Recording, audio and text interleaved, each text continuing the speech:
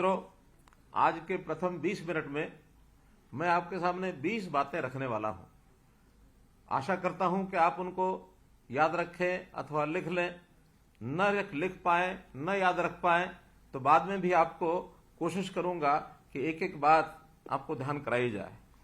जैसा आपको पहले बताया गया होगा कि आज 24 वर्ष और 25 वर्ष के बीच के ऐसे युवाओं से मैं बातचीत कर रहा हूं।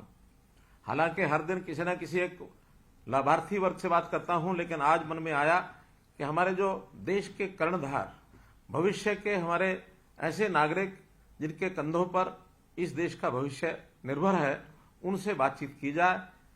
अपनी ओर से कुछ बात बताने के बाद आपसे आखिर बातचीत करने के बाद जानना भी चाहूंगा कि आपके मनों में क्या चल रहा है।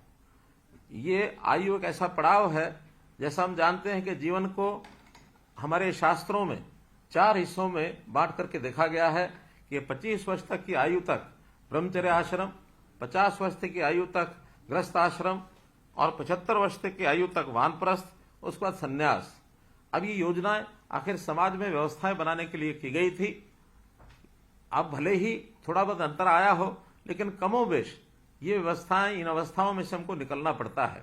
हम एक प्रकार से अपने बालपन के बाद अपनी शिक्षा प्राप्त कर और 25 वर्ष में हम प्रवेश कर गए हैं।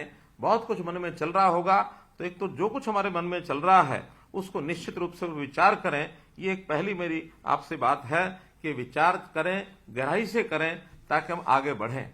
अब इन्हीं बातों को विचार करते समय कई बार उहापोह होती है मन की स्थिति। तो मैं जो दूसरी बात बता रहा हूं वो मन की स्थिति ऐसी है कि बहुत बार एक शब्द हम सुनते हैं, मुश्किल। ये मुश्किल शब्द पर जरूर विचार करें कि ये मुश्किल नहीं है कुछ भी।